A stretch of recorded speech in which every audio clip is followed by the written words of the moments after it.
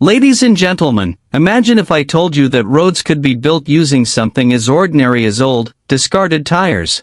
Roads that aren't just cheaper to build, but also stronger and kinder to the environment. Sounds unbelievable, right? Well, in Burkina Faso, President Ibrahim Traoré has turned this bold idea into reality, and the entire world is watching.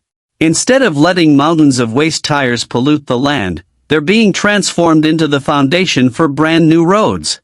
And this isn't just a small test project, it's already becoming part of the country's road network. But here's the big question: why did Traoré choose such an unusual method? Was it simply a cost-saving move? Or is there a deeper environmental strategy driving this innovation?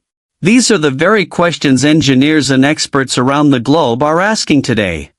In this video, we're going to explore how this daring project is reshaping Burkina Faso's future and why the world is paying such close attention. So stick around, friends, this is a story you don't want to miss.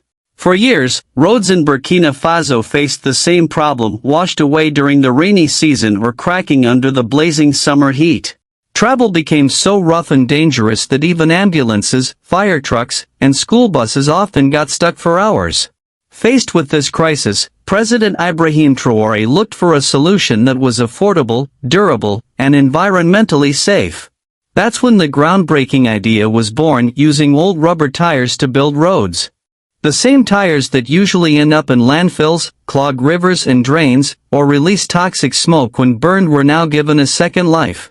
Under Traoré's leadership, these discarded tires were carefully laid down in alignment and then covered with a special cement mixture designed to bond with rubber. The result? Roads that can withstand both extreme heat and heavy rains. Experts say this method is not only eco-friendly but also around 40% cheaper than conventional road construction. On top of that, rubber naturally absorbs shocks, making these roads more resistant to earthquakes and flooding. Thanks to this innovation, many villages in Burkina Faso are now connected to major cities. Journeys that once took 5 hours can now be completed in just one. A true game changer for the people.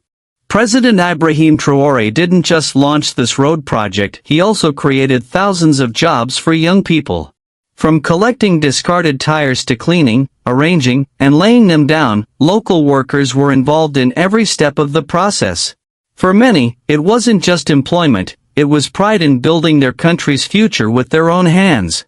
Some local engineers even came forward with new ideas, like filling the hollow spaces inside the tires with sand or recycled plastic to make the roads even stronger. That method is now being tested, showing how innovation continues to grow from within the community.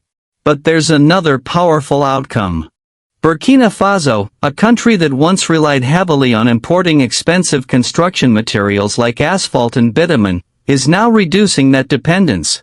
By reusing local waste materials, the nation cuts costs and avoids the financial burden of imports.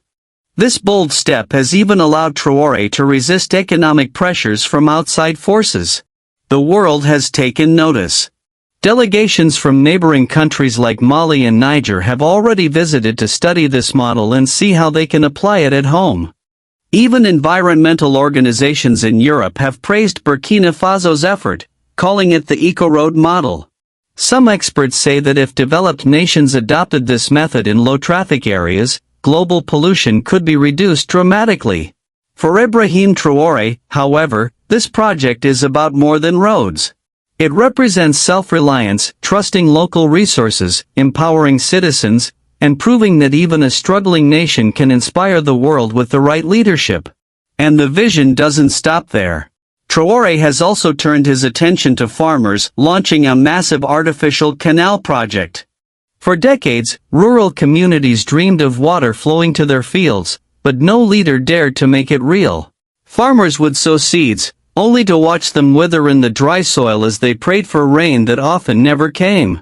When Traoré came to power, he came not just as a politician, but as a leader rooted in the land. He understood that if farmers thrive, the entire nation thrives. Green fields mean stronger exports, better reserves, and food security for every family. These new canals will capture and store rainwater, then distributed across farmlands throughout the year. No longer will farmers have to depend only on the clouds or desperate prayers. Water will now be within reach, ensuring steady harvests. Wheat, rice, maize, vegetables, and fruits all grown locally, with the potential to even reach international markets. And still, the vision grows bigger. In the heart of Burkina Faso, a modern solar-powered city is rising. A place where homes once stood in darkness, where mothers cooked with firewood, and children studied by lantern light, is now being transformed into a hub powered entirely by the sun. This new city will have no electric poles, no reliance on oil or gas, and no crushing electricity bills. Every home, school, hospital, and factory will generate its own energy through rooftop solar panels. For Traoré, real progress is not about concrete and skyscrapers, it's about creating a life where every citizen has light, power, and dignity. This project isn't only about clean energy, it's also creating thousands of jobs for young people. Building, installing, and maintaining solar panels requires skilled hands, and those hands now belong to the local youth of Burkina Faso. But this isn't just another city. It's a model for the entire nation. Picture modern schools where children learn advanced technology, solar-powered buses that run without smoke, and free solar internet zones connecting young minds to the world. A country once overlooked on the world map is now stepping forward as a leader in renewable energy, sustainability, and self-reliance. And it all became possible because President Ibrahim Traoré didn't wait for foreign aid, he acted. If you believe his journey is not just for Burkina Faso but a beacon of hope for Africa, for the Muslim world, and for oppressed nations everywhere, then don't keep this story to yourself. Share it. Spread it. Show the world that real change is possible when leadership meets vision. Burkina Faso is one of the poorest countries in West Africa, with limited infrastructure and a struggling economy. For decades, roads, agriculture, and electricity remained underdeveloped, keeping rural communities isolated and dependent on foreign aid. When Ibrahim Traoré took leadership, he prioritized self-reliance, local innovation, and eco-friendly solutions. Instead of waiting for international help, he launched bold projects that are now attracting global attention.